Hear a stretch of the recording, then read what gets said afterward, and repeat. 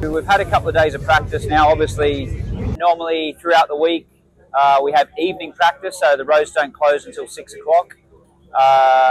Today, Friday, we've had the roads close at 1. I should be fine-tuning the setup with the bike, but I feel like we've made improvements with the bike, but I'm lacking some confidence in it. The bike's still not behaving in a way that I would feel it should to give 100%. My self-preservation instincts are quite strong and restricted me from like really trying too hard. And the problem is really just sort of stability in a way. The bike is quite, not always, but just at like random times, like a mousetrap, it sort of will head shake abruptly, and it's almost, because it's not predictable, it puts you kind of on guard always, so you can't relax. I'm riding quite tense. I'm starting to relax a bit more, but I have been riding quite tense on the bike. And then also, like if the front wheel's up in the air and then the rear loses contact with the ground, like over a rise, it tries to like kick side to side from the rear, which again, it's not that none of the other bikes do that, it's just that this isn't doing it in a really predictable way, so it's not something you can kind of manage easily. And then have an aero effect where there's not enough sort of downforce on the front. The fronts of the bike's trying to lift all the time. I think the wings on the Honda aren't aggressive enough. So with a small amount of pitch on the bike to the rear, the wings then start to create lift rather than downforce. So they're a little bit counterproductive at the moment, but we just have to suffer it. There's nothing we can do about it. CB, did it turn or something?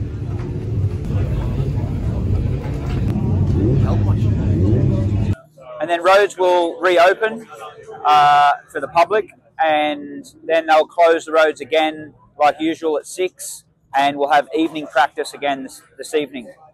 Weather at the moment is ideal, so the track's drying out nicely. There's still a few damp patches around, but with the sunshine and heat, it should be really good by the time we next get out on circuit.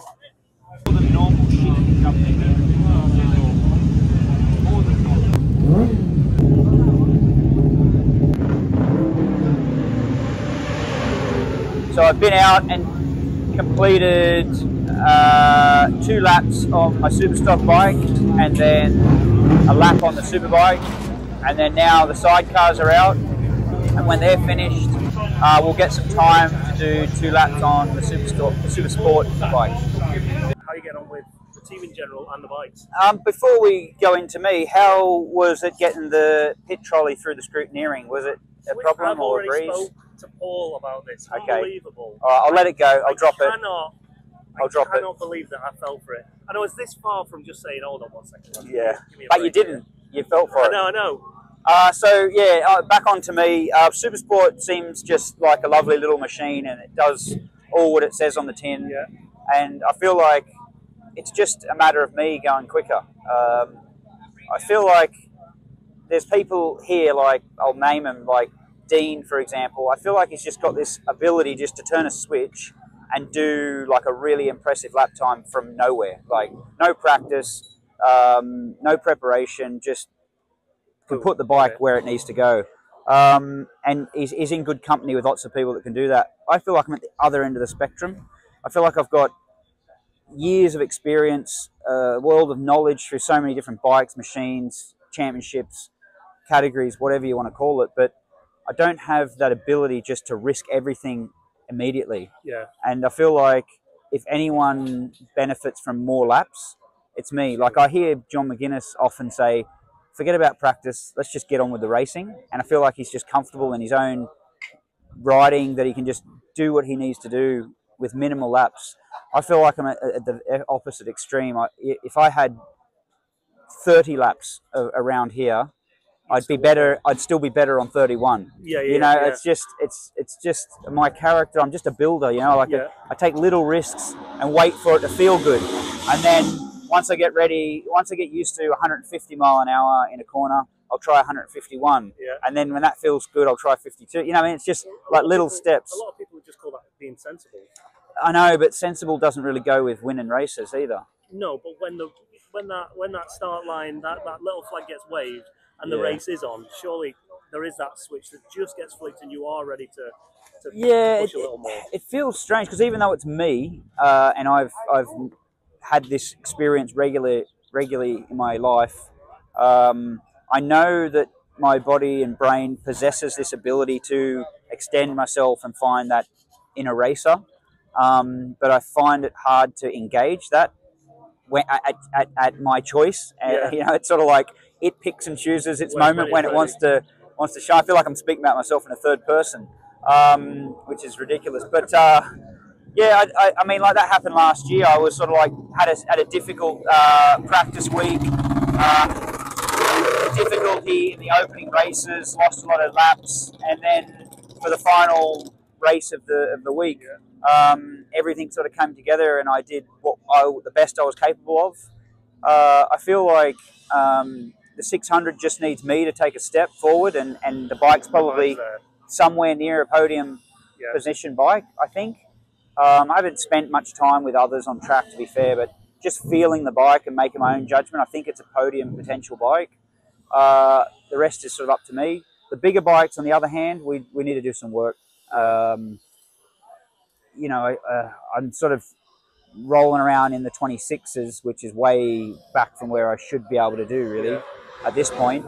And I'm already encountering difficulty with the bike, getting it to, you know, do where I want it to do, be comfortable in positions on the track and so on. So it's quite a nervous machine, but not always. It's sort of like the bike will sit in a comfortable position, and then like a, you know, spare of the moment, it'll shake its head or kick off, which is very unpredictable. It's not that it's bad all the time. It's just when it does react off of some unique situation, it's not a calculated situation. You only got to move the bike into a slightly different line with a slightly different lean angle, and it'll react differently than it did the lap before. And for a rider, that's sort of, at least as I've explained how I operate, that's hard for me to make big steps when I'm kind of not really trusting. It's like walking in someone's front garden, and there's a dog with a warning sign, and you're like, oh, do I dare walk in? Does it bite? Is it more bark than bite? You know, like, you never know. You're just on edge all the time, and that's not a comfortable feeling to be in an event like this. Same on both bikes as well, Superbike and stock, or? Yeah, the Superbike actually feels better than the Superstock. Once again, which is another surprise, most people prefer their Superstock bike. History would say, you know, when I was on the BM years ago, when I was on a Suzuki, it doesn't really matter what I've been here on. I've always sort of preferred that sort of stability of the Superbike. It's a more robust build, where the Superstock is more like a road bike. It's a little bit more flex, a little bit more movement, a bit more forgiving. But those movements don't inspire confidence in me. I like something that's more rigid and precise. So I actually enjoy the Superbike just slightly more than the Superstock at the moment. So we're kind of having a double-pronged approach at making progress. We're kind of trying one thing on the Superbike and something else on the Superstock, and see if we can speed up the process of finding something that's going to give me a bit more confidence. The bike's definitely improving. I'm not trying to like just totally focus on negatives. We definitely have improved the feeling. I'm sort of still in the mindset of how it was on the opening laps. Even if the bike's not as bad as it was, I'm still like a little bit tentative because of how it has been. So I've kind of got to ride confidently a few more laps before I then go, oh, okay, now I can go another big step further forward and then find new problems to work on. Is the additional qualifying tomorrow going to help with that as well? Absolutely. I think for me, like I said, as many laps as I can do, the better. The only problem is that you start to suffer fatigue. If I do, you know, endless number of laps, I'm going to be knackered and tired, and, you know, feeling sorry for myself. So it's a really hard balance to find. You know, the best scenario, which we can't control, is lots of laps over a big long window of days. Unfortunately now, because we've been affected by weather, everyone knows that, all of my laps are being condensed into small periods and blocks, and that means the riders suffer greater fatigue.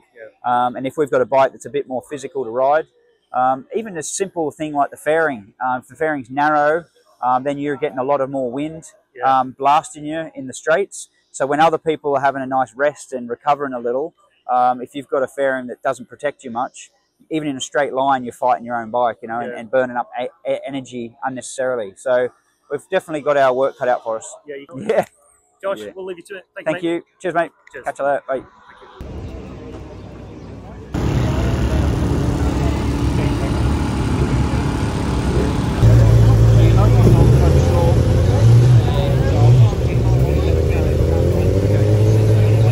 Live, 3 minutes.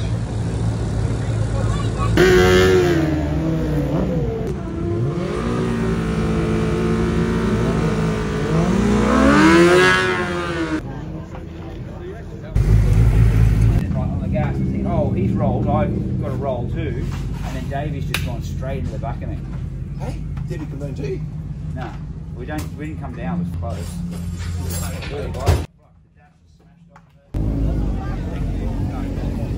What's the big damage?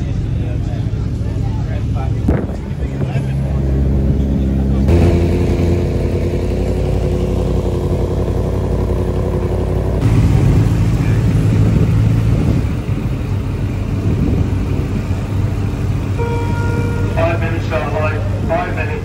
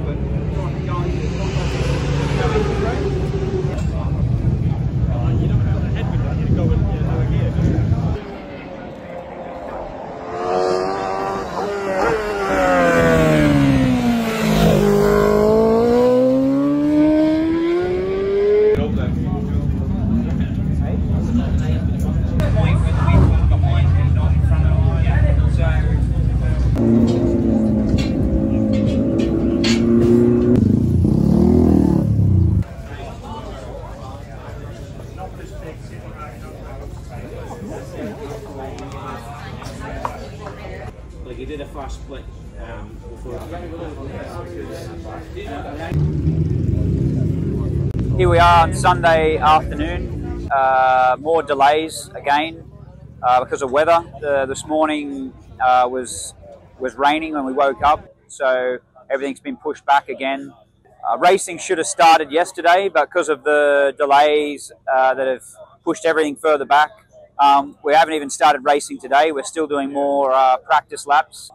After yesterday, I feel like we've made a little step forward with things. I feel a lot more confident with the bike. It's more under control, more stable, and it's enough for me to have you know, a little bit of confidence to ride a bit quicker. And yeah, I could go into the race comfortably now.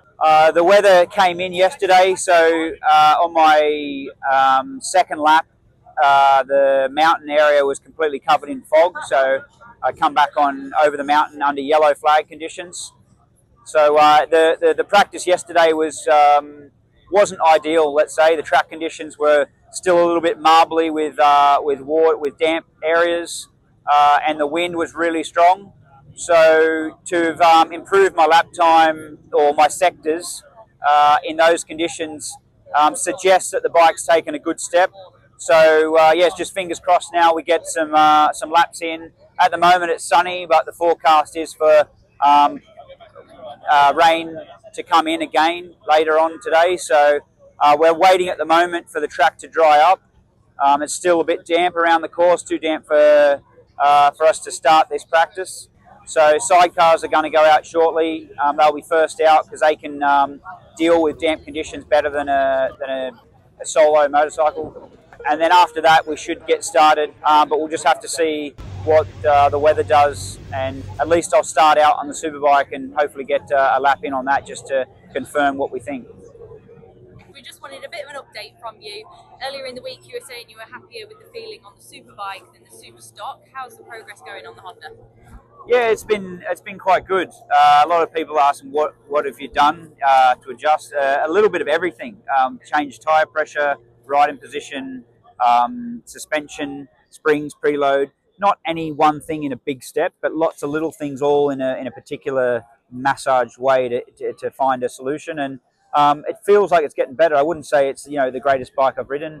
They're all a little bit nervous. I'm not looking for a perfect bike, just looking for something that will be predictable and inspire a bit of confidence. And I feel like we've made a step because yesterday's conditions were far from ideal, and I was actually quite a bit quicker in most of my sectors. So the conditions would suggest we would go slower for most people, and I made a step forward. So yeah, everything's showing improvement, signs of improvement. So yeah, I'm pretty happy with how we are. We're actually going to try and do a lap on the Superbike if I can to start with, and then do a lap on the Superstock just to confirm all those settings. Yeah, that's right. The BM is clearly, they've done a lot of work making the fairing big, and it was actually one of the areas I complained about last year in BSB, is that it made the bike quite lazy for British Superbike on circuits to be fast and change of direction, because you're kind of pushing so much wind. Whereas that's actually like a perfect little environment for the rider to sit in under at a place like the IOMTT, where the Honda's the other way. It's sort of like on the minimal side of fairing protection. So yeah, the rider sort of cops a lot of the wind. So it sort of like lipped up the edges of the fairing a little, and raised the brackets behind the fairing to kind of force it up a little higher, and just give me, the rider, a little bit more protection from the wind. Because like, it seems probably a bit strange, but like in the straight lines, you get a chance to sort of relax a little bit, drop your heart rate, recover a little bit of your muscle energy, ready for the next sort of battle of corners. But when you're constantly in the wind, because the fairing's so small, even in a straight line, you're fighting the bike, and you're fighting not the bike so much, but the wind. You're just constantly being buffeted around in the wind, and you're trying to keep the bike running stable whilst you're being pushed around by the high speeds. So you never get a chance to sort of relax. So now that we've made these adjustments to the fairing, I feel like I've got a little bit more protection from the wind, so I can kind of actually get a bit of a rest in the straights. And as a bonus, the bike feels a little bit more stable because I'm not in the wind buffering so much. So when you put it all together, it kind of makes sense. It's just trying to find the correct step that isn't kind of counterproductive. I don't know if I'll be in a position to match my lap times from last year. I mean, with the weather conditions so variable, that might not be a possibility anyway. But yeah, we'll just keep optimistic and keep making the changes. Like I said, I feel like we've made changes with the shock and with the tyre pressures and stuff like that, just to add to my comfort. And all of it together feels like we're making steps.